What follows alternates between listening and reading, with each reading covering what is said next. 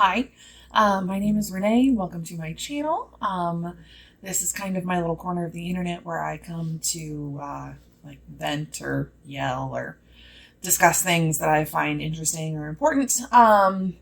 I want to cover something today that is all, I'm just going to say right now, it's all alleged. Everything that is coming out of this I am pulling from news articles and interviews with ex-employees, things like that. Today I want to talk about Tesla and kind of some of their privacy and safety concerns that just from like a human standpoint concern me. And I want to talk about them just because I feel like they aren't talked about nearly as much. The first one that I want to talk about is that recently it's come out that Tesla is able to see and share some incredibly personal information that people might have not even known that they have access to. It's the cameras in the Teslas that they help with like the parking and the like self-driving and stuff like that. So like your cameras that look at the outside and the inside of your car. They said that they're designed for your privacy and they're completely secure and everything like that. It's coming out with interviews with the employees that it's more like having access to God's eye. It's just an all-encompassing access to the cameras in the cars, and people don't seem to be knowing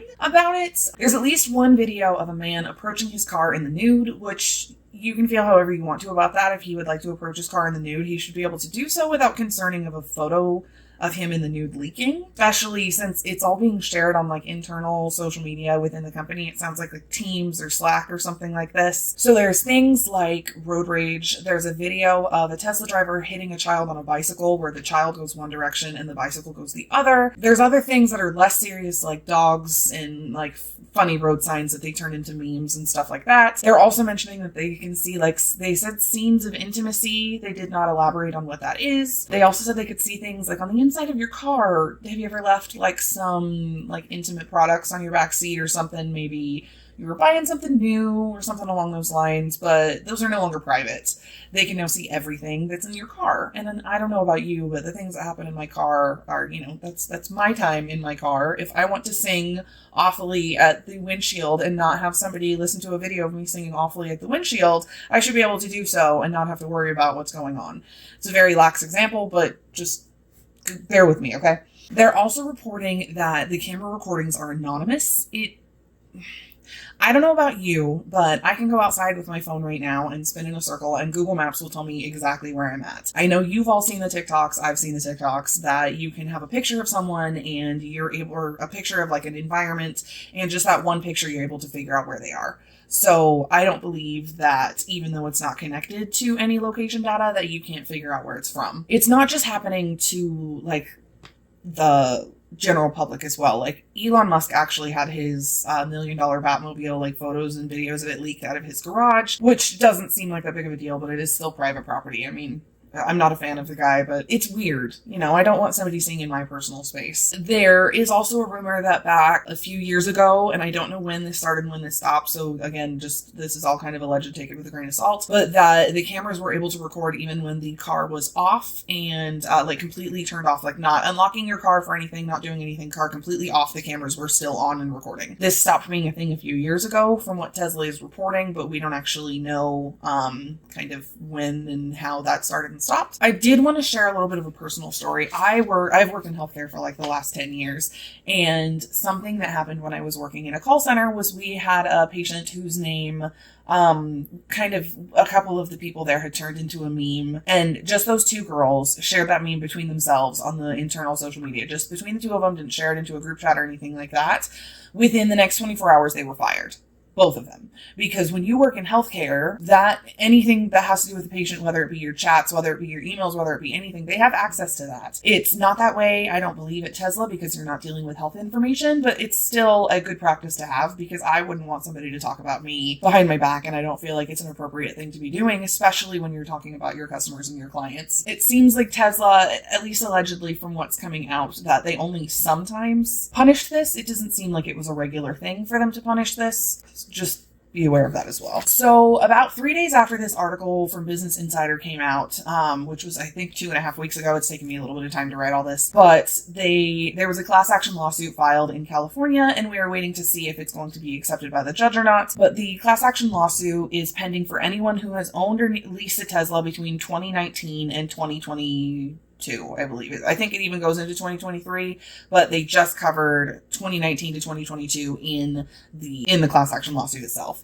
And just so you can kind of know just some basic numbers around how many cars that is, how much revenue that is, I'll kind of pop it up here for you so you can see. But in 2019, Tesla produced and delivered 367,500 cars. In 2020, they delivered 499,550 cars. In 2021, they delivered 936,172 cars. And in 2022, they delivered 1,313,851 cars. So there's a potential for 3,117,073 cars that were produced and delivered over the past 4 years to be affected by this class action lawsuit. I also find this a little bit interesting myself. I wanted to just kind of see how much revenue that was affected, because it does seem like it's 100% of their inventory. So I just was ballparking some numbers. And the average cost of a Tesla is like $42,990, so about $43,000. And if you multiply that number by the 3,117,073 cars that they sold over the last 4 years, it's a little over $134 billion in revenue. So just so you're aware kind of how much money it is that went through the company at that time. If you include the numbers from the first 3 months of 2023, you're including another 500,000 cars in there, which if it sounds like a scaling, if it sounds like it's scaling at like an astronomical rate, it's because it is. And we're going to talk about that in a little bit, because it's not being done safely from what it sounds like. And I'm going to say allegedly, because I do not want to be sued by Tesla, but just I have some concerns that I will be bringing up. Tesla, per usual, has no comment about any of these things. They deny every allegation. They have absolutely nothing to say when it comes to all of this. But I do want to cover in one of the next videos that I make, I'm going to try and do a breakdown of all of the lawsuits that have been filed against both Elon Musk and Tesla, because there is a lot more than I thought there was, especially as I got digging into this video. Something else that I wanted to mention that I'm seeing start to be mentioned places is that Twitter is no longer a company. It has been dissolved into a holdings corporation called X Holdings Corp. It's very strange because it's happened kind of quietly, and I need to do a little bit more research into this, but it sounded like it was like there's some sort of contractual questioning if that was even allowed. And when asked for comments, either a Twitter representative or Elon Musk himself is just responding with a poop emoji. So that seems like somebody that I really want to be doing business with, somebody who can't even be bothered to answer questions about like their business or what it is that they're doing, that they're affecting a lot of people, and he has a lot of people's private information on all of these websites and all of these different things that he's messing with, and I don't feel great about what's happening. And then also I wanted to mention, because Tesla has cut their price 5 times in the first 4 months of 2023, it's like not looking good already. And for them to be scaling production the way that they are, it's highly concerning. So we're going to get into a history of the safety issues at Tesla, and I'm going to tell you the story of 3 different people that I feel like kind of help frame the entire environment at Tesla. It's not just a low-level thing. It's not just a high-level. It's from the top to the bottom. It's allegedly a lack of training, a lack of, safety precautions, a just general uneasiness around having any sort of disagreement, because it seems like your job is at risk immediately the second that you have any sort of disagreement with anyone, especially when it comes to talking about the safety around the plants. It was announced in 2022, in December of 2022, that Tesla has received 3 times the amount of OSHA violations as the top 10 car factories in the United States combined. Please just let that sink in for a second. It is 3 times more fines from OSHA than the top 10 car factories in the United States. That's insane. I'm not even going to pretend like that's kind of insane. That's just fully insane. That's a lot of injuries. That's a lot of human life that's being affected. That's a lot of damage being done to human at the reward of not a whole lot for the expense of a lot more. And before I get too far into this, the whole point of this is that I want people to be able to hold their management accountable. I want you to be able to stand up for yourself. I want you to be able to understand that companies like this exist. I want you to be able to recognize when there's a problem and to be able to save yourself and get out if you can. And if you can't, to be able to figure out how to protect yourself, or at least, help to create a safer environment for yourself, even if you can't get out. I know, especially with the economy the way it is right now, it's like impossible to try and find a new job, especially in places like the plant in California, where it's like the only place to work for, miles around, because they hire 10,000 people. So Tesla as a manufacturer employs about 15,000 people, and I'm going to be mostly talking about the plant in California, and that employs about 10,000 people alone.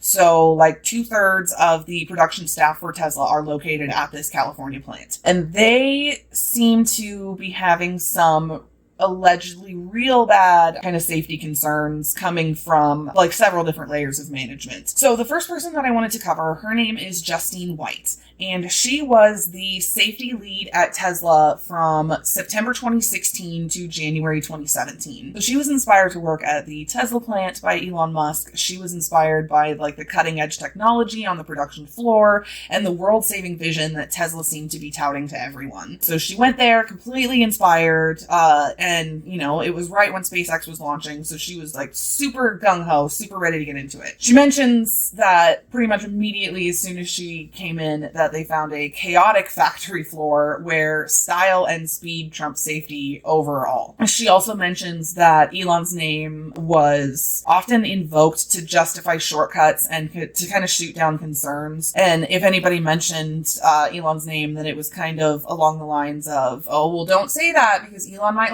not like that, and then you're not going to have a job anymore, which is a pretty common threat tactic in corporate America. I'm sure we're all well aware of. She taught classes.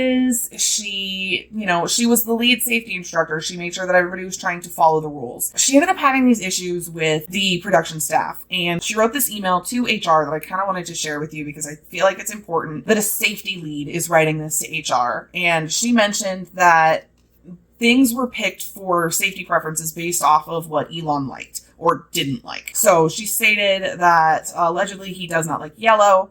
He does not like the backup noise that the forklift makes when it's going backwards, the beep noise. He dislikes too many signs being on the factory floor. So instead of having like safe yellow painted lines where you can't step in this area because it's a danger zone, because Elon doesn't like yellow, well, we're not allowed to have those. Because Elon doesn't like too many signs, they're not allowed to have those either. Don't forget, this is all alleged. I'm just tossing it out there, but this is what is being reported. And with the pictures that I've seen of the factory floor, it would not surprise me. There's no yellow, there's no signs, and I've already seen reports of people being crushed by forklifts. So I know that there's more to it than just, Elon denying all of these things. So on to the email for Justine. So she sends a email to Marielle in HR. I'm going to go ahead and read it for you. It says, I don't know if you remember, but a few weeks ago, Danielle had asked me if I wanted to transfer during our discussion of the OSHA safety issue / ethical issue within the EHSS leadership. This was the issue where I was reprimanded for speaking up during a 360 about two issues. The absence of an alert to employees about a safety hazard was out of alignment with CSP/CIH ethics and obligation and the sexism experienced in the plant. The issue was escalated to you, and I told you I wanted to try to make it work.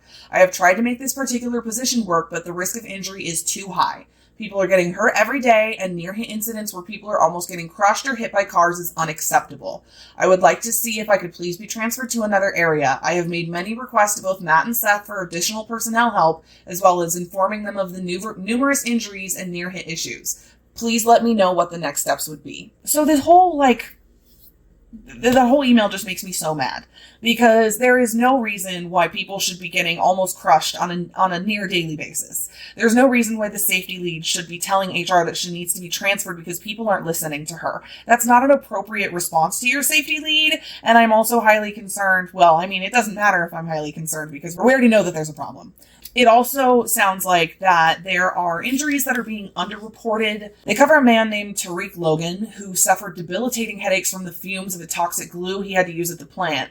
He texted his mom, I'm in hella pain for real, something ain't right. The staring pain became so unbearable he couldn't work, and this plagued him for weeks. But even though it was an inhalation injury that was caused by repeated exposure to this glue, it never made it onto an official injury report for the state. It never showed up on the federal logs. And there are multiple other employees who are reporting that they have sprains, strains, repetitive stress injuries, and things like that. These things aren't being reported, and that's not okay. We need to be aware of these things happening so we can work on getting them to be safer. No human life should be sacrificed in making your car. And speaking on dangerous things that happen in this facility. I also wanted to cover some of the other injuries that have happened within this Tesla plant in California. Some of the workers have been sliced by machinery. A couple of them have been crushed by a forklift. A lot of them have been burned in electrical fires or sprayed with molten metal. Pretty much, according to Reveal News, they're saying if someone came up to you and said Elon didn't like something, your job was at risk.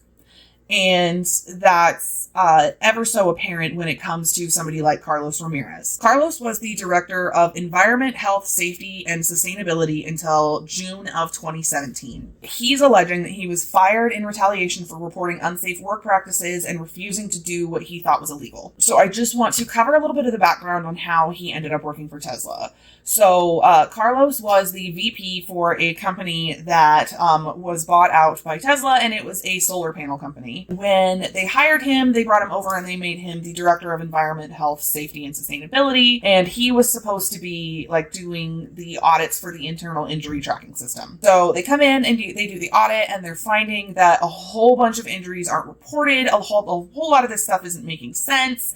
And he just starts to ask a lot of questions. At an employee meeting with Tesla employees, he reports that according to their audit, they found that there are tons of unsafe conditions. There are potential legal violations. There are tons of improper classification of injuries in there. And this is during the meeting in May of 2017. So after the meeting, he alleges that he was approached by Seth Woody, who was the lead of safety at all of Tesla for that time. And allegedly Seth Woody told Carlos that he made them look like fools, that Carlos was not working well with the team, and that Carlos should watch his back. And that's in May of 2017. And then in June of 2017, Tesla is accusing Carlos of workplace harassment. And I found this statement that they put out. It's an interesting statement. I'll put it up here on the screen for you. But I just kind of find it interesting that the evidence provided doesn't actually have any real evidence in it. One employee said that he commented on a fellow employee by saying she's got some big old, I'm going to guess he was probably titties or boobs or breasts or something. And this obviously made the employee very uncomfortable, but he said it about another, it doesn't make any sense. They're saying that he made inappropriate comments towards women, calling them names like hun, and that he regularly tried to intimidate others. I just want to let you know that he vehemently denies all of these accusations, and based off of his work history with Solar City, which was where he was at before it got bought by Tesla, and he was there for a very long time and didn't seem to have many issues, I'm going to go ahead and call BS on a whole lot of this stuff coming from Tesla and just say that they're trying to cover some tracks because they know that they don't look good. As Bailey would say, suspicious. And it does not surprise me because Carlos went and did the correct thing, which was file a lawsuit. And then last but not least, I wanted to cover something that I'm going to cover somebody whose life has been drastically impacted by something that happened at Tesla. I am going to cover Sun Wen, and he was a trainee electrician who was working for Mark III Construction, who was a contractor hired by Tesla to work on, they were hired to work on their electrical superchargers. He was injured in an extremely preventable issue.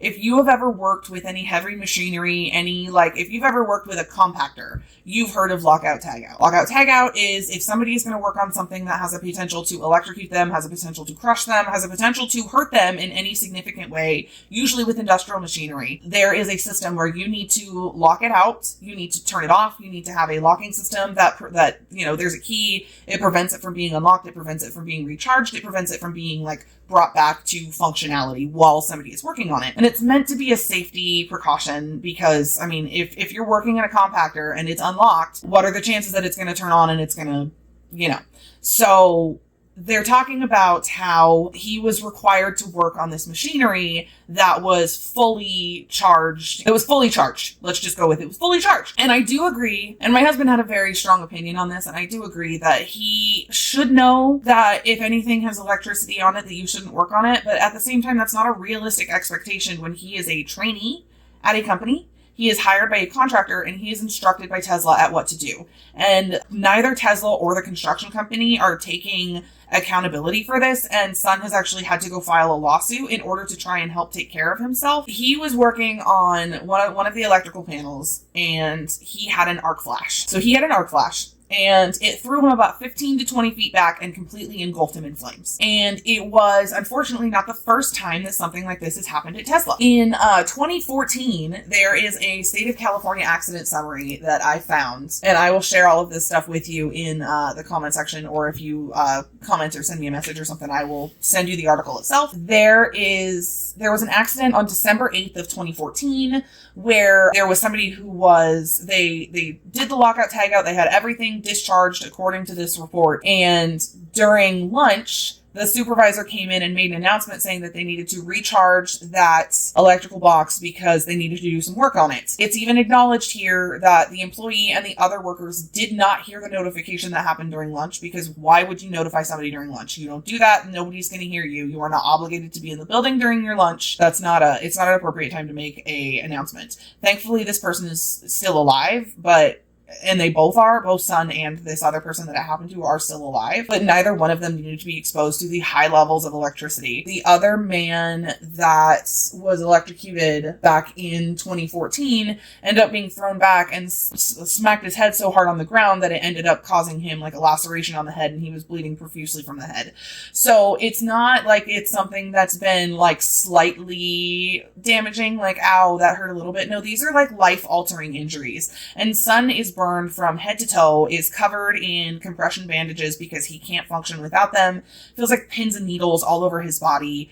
He is in massive amounts of pain every single day, and he went from being a happy, healthy 30-something-year-old man who was able to come over and mow the lawn for his parents. He was able to help his siblings take care of things. He was able to do all of this, to now he has to depend on them 100% of the time because he's in so much pain he can barely function. So Sun's lawsuit alleges knowledge of dangerous consequences of prioritizing production numbers over the safety of workers to meet an aggressive production schedule. And if you remember the scale we talked about earlier, and I'll pop it up here for you, but those numbers are insane, especially since they've already produced 500,000 cars in the first 3 months of 2023. That's a lot, and that's an insane scaling amount. The suit is also alleging that the contracting company Mark III was given defective, faulty, and unsafe electrical components by Tesla. That is all in the lawsuit, which I will also include in the comment section here. So this was investigated by the state of California, and California stated that because Tesla was not in control, that is not their fault.